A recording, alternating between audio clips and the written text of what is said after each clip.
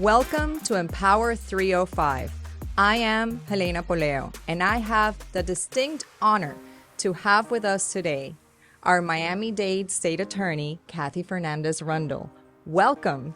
Oh my gosh, thank you so much, Elena. I've known you for so many years. I'm so happy now that you're here in the city of Miami.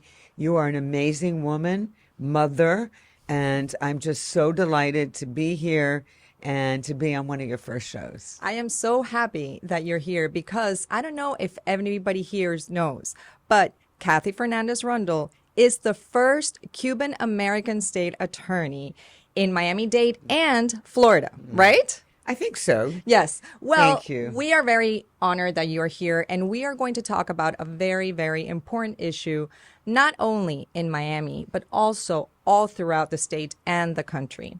Today, we're going to talk about human trafficking, and we're going to talk about all of the work that the state attorney's office in Miami-Dade is doing to combat human trafficking.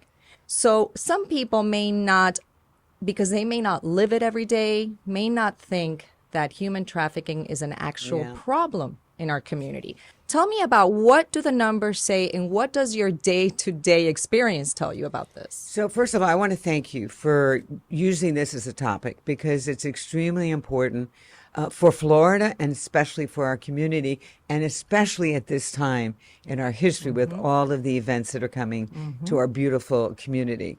So first of all, Polaris, which is a national database, has identified Florida as number 3 in the United States. Number 3. Number 3. Okay, number 3. For the number of victims of human trafficking.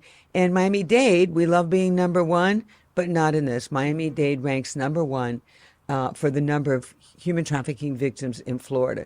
So when you see that statistic, and that's evidence-based, and we learned as a community, we need to go in high gear.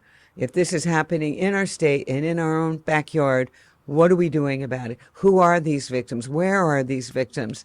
And we learned a lot. That began our journey because that statistic was in 2012, but it's been verified again in 2017. So we rallied as a community. I'm so proud of Miami-Dade because we are collaborative.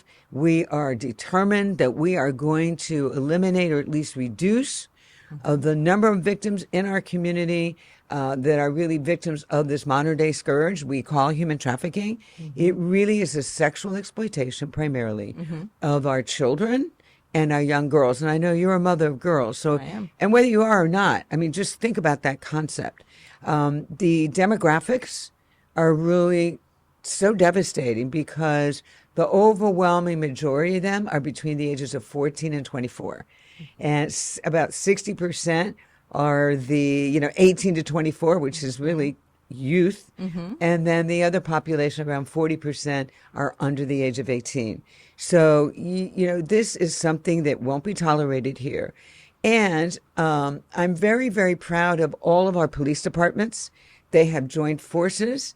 We'll work with our state and federal partners. We have a task force. We close down hotels that are allowing any of this kind of activity. Speaking of hotels, all the partners that we've made, Elena, you probably know all of them. They are amazing. So I mentioned the law enforcement piece. Yes. But then there's also all the NGOs, all the non-for-profits that shelter them, that offer case management, that do campaign awareness like this that you're doing today. Folks like the DDA, the Downtown Development Authority, that, by the way, Mayor Higgins really made that connection for us as part of this campaign to reduce this in our community. So thank you, Mayor Higgins, for that introduction. Thank you, DDA. They are one of the many collaborators. The Hard Rock Stadium, the Marlins, we're working with the Heat. We're just so fortunate. We have billboards, Spanish Broadcasting Society. They're giving us billboards. So it's going to take the whole community. Yeah, absolutely. And that's what we're doing. So as you talked about, for example, the DDA in downtown Miami, we have so many events coming our way. This is Miami, right? Everybody wants to be in Miami. All of the events want to be in Miami. So we have Formula One coming up very soon. We also have the World Cup, of course. And within that World Cup in the city of Miami, we will have the FIFA Fan Fest, which is going to be free and open to the public. And like you said, the DDA has become a partner. We're working hand in hand to ensure the safety of the residents and the thousands, if not millions of visitors that we're going to have throughout the summer.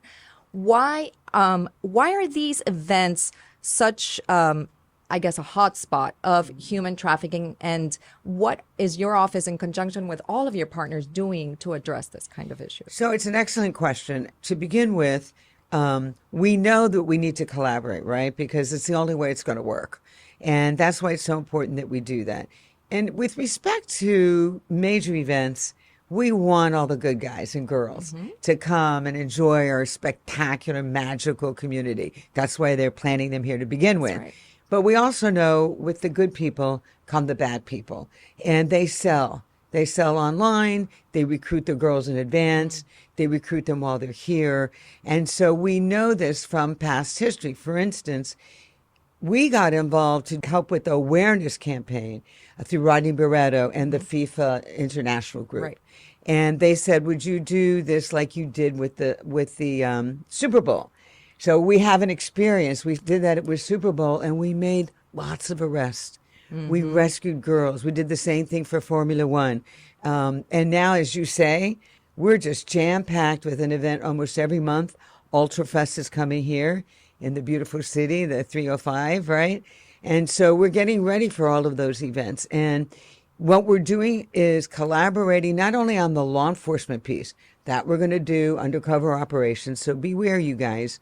If you think you're not going to get caught, we're coming to get you, because we're not going to tolerate this in our community. But for everyone else, we need all the eyes and ears. We have QR codes. We have hotline numbers. Please reach out. And sometimes, Elena, people think, I don't know if what I'm seeing, right? Right. So we always We don't, we look at it and we say, am I judging too much? Well, better safe than sorry, right? Exactly.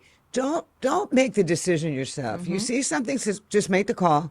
It's a hotline. It can be done anonymous. We work with Crime Stoppers as well, another partner. Let the experts decide. You never know. You might be saving a life. Absolutely. And I know also that Miami is home to a one-of-a-kind human trafficking center. And I know that it's become a model almost nationwide. Tell us about this center and why it's so important. My gosh, this has been such a beautiful transformation in our community, because 10, 12 years ago, nobody was talking about human trafficking. It was hard to believe that it existed. This modern day slavery here, and this beautiful, but it does.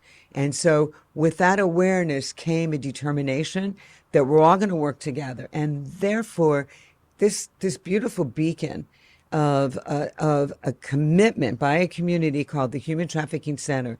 It's a standalone building. It is for the law enforcement piece. It is for the case management piece. It's a place at 3 or 4 o'clock in the morning. You can rescue a victim because the hotline is there. Of course. And we go out and have a case manager, a victim's advocate, and they bring her to this. It's almost like a sanctuary for a little while, because remember, these victims have been drugged, they've been beaten, they've been raped numerous times, almost every day.